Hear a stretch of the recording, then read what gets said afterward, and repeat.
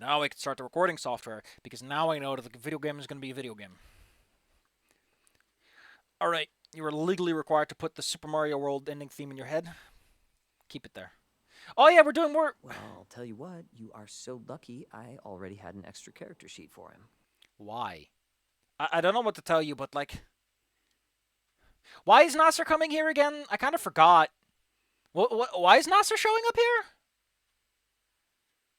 Well, the last scene was like, the world is ending, right? Like the big Why are we inviting Nasser?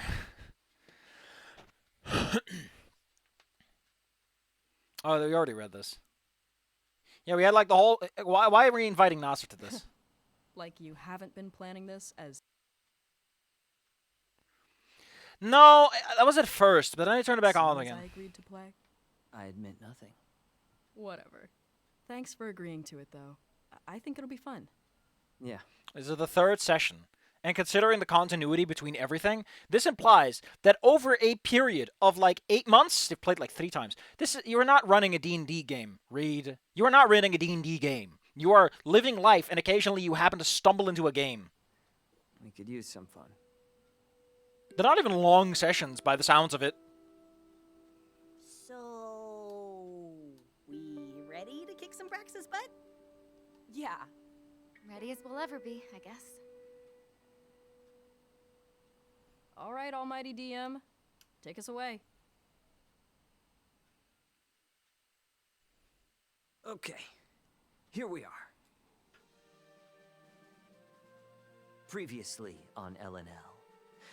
Yeah, there was like a whole montage after the Battle of the Bands thing. So this has to be a while later at the minimum.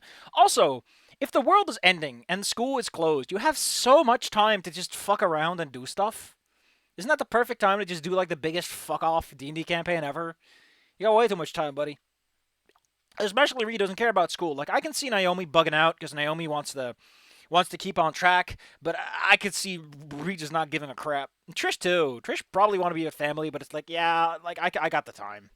With a stunning and heartfelt montage, the party crossed the endless desert in search of the lost temple hidden within the ocean of sand. Just call it the Sand Ocean. Oh, which Lilia totally ended up fine. Accidentally! It wasn't graceful, but a win is a win. After that happy accident, the party explored the ruins of the temple and eventually stumbled across a skeleton clad in mysterious armor. You could have just made this like the actual recap. Like, if you're gonna include LNL, it doesn't really do anything with it. Like, there are no choices, there are no meaningful interactions, so you might as well just keep it to the condensed versions and just have the characters pop in or something. I don't know. It just feels really weird to look at on an LNL session that's like 30 minutes long, and we make no meaningful decisions, and nothing ever happens. If Reed getting depression is something that doesn't get expressed in a way that I think really works, like, nobody gets depression during LNL, is my problem. Like, people... They, like... During the fucking... It didn't interfere with Battle of the Bands. They all sucked it up until the end. Like, that doesn't make for good characters. Like, having things interfere is what makes good drama. And nothing gets interfered with. Yeah, we're just gonna do Battle of the Bands. Yeah, we're just gonna do the... there's no threat to it not happening at the time when it's happening. Linnea tried to resurrect the skeleton, but ultimately... How do you resurrect armor? Are those spells, like, biological specifically? resurrected the armor, who introduced itself as the Anima, the long-since sealed-away protector of the Tome of the Forgotten. The armor fused with you, while also helping Faye realize something. Listen, Reed. If you don't want the skeletons calling the necromancer mommy, maybe like I don't know. Don't make that a rule. Mammoth, like mammoth. I think it's just mammoth. The animus. In the last moments of our previous session, Faye, you had a vision. It's a really bad vision because it's just real life, and like good D&D campaigns aren't that closely related to current events. In it, you saw a sky lit on fire. Because D&D takes place over weeks. Like, I know the world is ending, but that's like more of a reason not to focus on it. If you're gonna focus on it, give it a proxy. Like, don't have Braxis be a fucking meteor. Have it be a proxy, like a plague or something, like something different.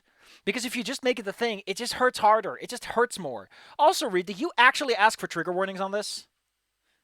Reed, did you go around the table and ask people if they were okay with confronting the end of the world? Because this seems like something that a conscientious person, like, say, the people who write stuff like this, would be like, Reed, where's my fucking trigger warning on getting eaten alive, fighting skeletons in dusty tombs, getting claustrophobia? I don't know, there's a lot of things that I think Reed... Like, if you're promoting good LGBT concepts, there should be an X card situation where you explain the X card, what it does, why they're in a safe environment, etc. Like, none of that gets brought up. You motherfuckers claim to be all, like, LGBT plus friendly, but you don't do the groundwork. And a voice amidst the blaze. Not doing groundwork appears to be like a running theme with these writers, but whatever. Praxis, calling out to you. He's destroying the entire world. I think Faye is like 1 in a million. Ah, that's spooky! So where are we? Did that vision just happen? Time has passed since our last session. The crew of the Vagrant has been traveling, preparing for their final confrontation. It's the final countdown! We are in it. You know, let me take you on a journey. If we had any fucking clue how much longer we have until the asteroid hits, is it weeks, months? Like, what is the prognosis? This would hurt harder. Like, if it's like, this is the last week, this is the last fucking session, then Reed going, you're in it, feels a little harsher. The timing fucking matters with the apocalypse, you dumb fucks. If the world is ending, the timing matters. Like, the end of the world is a gimmick instead of something that is legitimately focused on and given gravitas. I'm going to say it. I know it's a little early to start with this. Snook Game handles a school shooting miles ahead of how this game handles any concept of the world ending. It's just a couple of people being a little sad about it. Where, like, Naomi's denial at the bonfire scene should be like a running theme. Should be this constant concept of, like, I don't believe it. And we should be able to decide for ourselves if we believe Naomi or not. Like, that should be the running theme, is who do we decide with?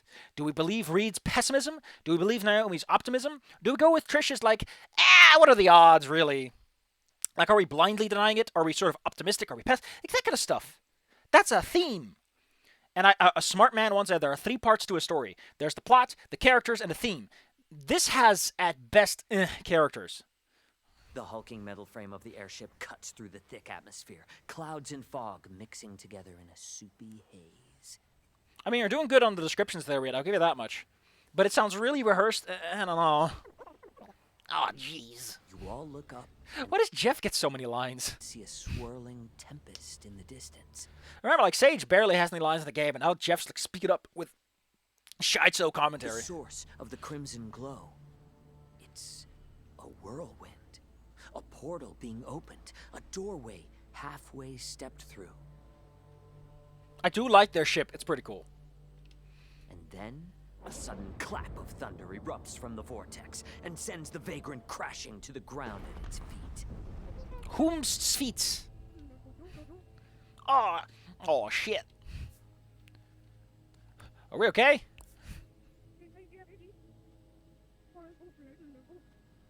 Yeah, oh yeah, everyone's all right. The ship, however, is down. The ship has airbags? Neat. One moment, let me just... Don't throw away the mini, you jackass. There we go. You all... What did he do? If Reed is setting up like a little... Como does like editing for someone and he does like little sound effects. I imagine that putting up a sound effect that's just some dude messing with some pieces to make it sound like he's putting up minis or something. Super easy. Hell, drawing some minis and adding them to the scene shouldn't be that hard. Remember, their background artists are doing a fantastic job. Take advantage of that. Have a little showing and, I don't know, like...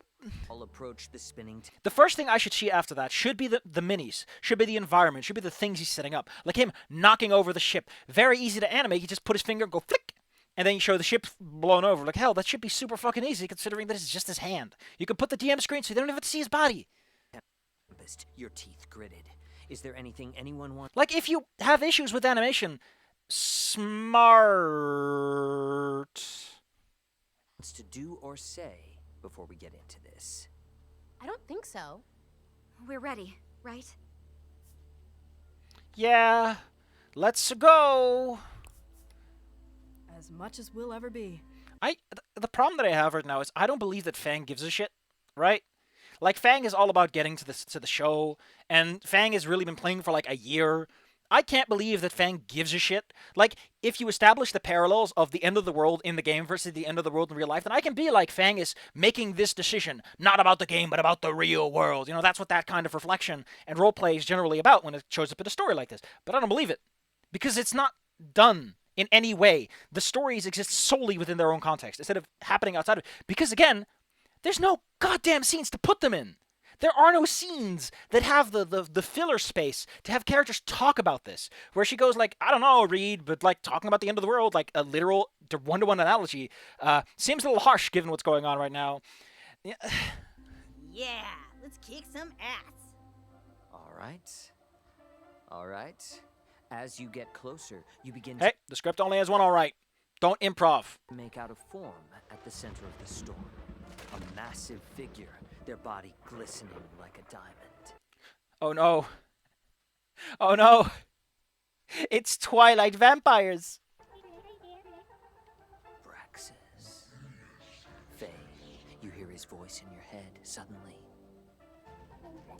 Isn't it weird that they fight God and then Nasser later says, "Are you ready to?" What do you do? Let's beat his ass. I'm not playing D&D to talk. Let's just kick him up. Hell yeah! All right, you don't respond, and instead charge in. I like to listen. You gotta put in the exasperated, exhausted GM. Like, I had such a fucking speech prepared. As you rush forward, Faye, you hear his voice one more time. Just barely a whisper.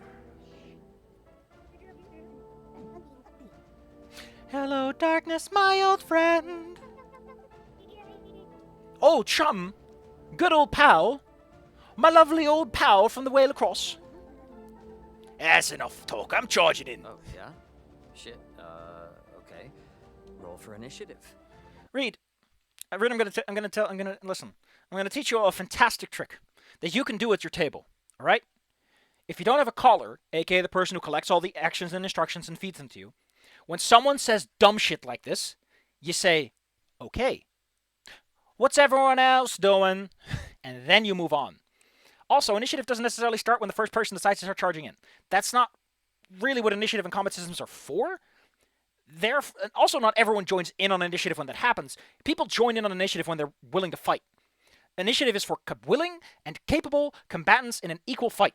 It is not for fighting something that's going to kick your ass, something whose ass you're going to kick. It's definitely not for a situation where no one's actually interested in fighting, and you're just kind of half-assing it. Like, just use your words, man. Don't go the Pathfinder 2E route of playing chess at a role-playing game.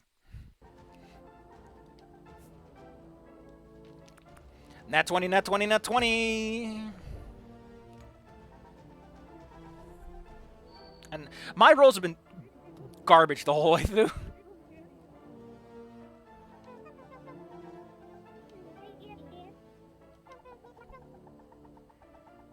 And Maya's covered in sparkles. The buff is actually an extra 5 damage on your next attack. Foolish girl. You think a spell will protect your friend. By the way, I love Braxis' design. He looks like an anime bullshit protagonist. He's got the wings, the eyes, the angelic themes. His hair is like a streak of fire, like an asteroid, like the asteroid coming down. He has no heart. He literally has no fucking heart. He has a sparkle in his hand, which is like the sparkle you would see of the asteroid in the sky. Look at him. That's just a good design for what they're trying to do.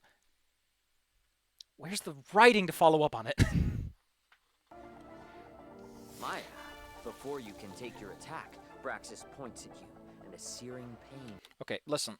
We got it. Listen. Hold on there, buddy. Hold on there. Okay, listen. I gotta. So, fun fact, by the way, is that a lot of people think that legendary, what are they called?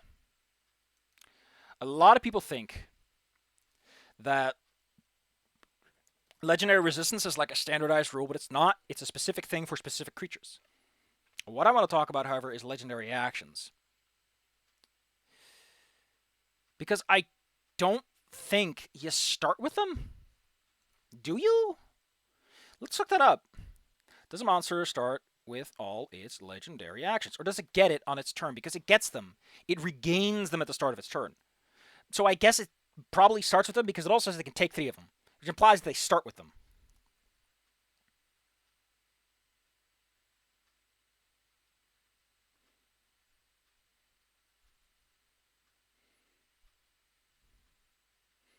No, but I want to know if you start with them. Ugh, you always got to put Reddit at the end of those questions, or the game is YouTube just doesn't give a shit. Legendary actions on the first turn. Okay, but there is one restriction that a lot of people tend to forget. That's kind of worth noting is you can only use them after someone else's turn. You can't use them after your own. It's important. It's a bit of a thing. They can't double dip on their own turn. No double dipping.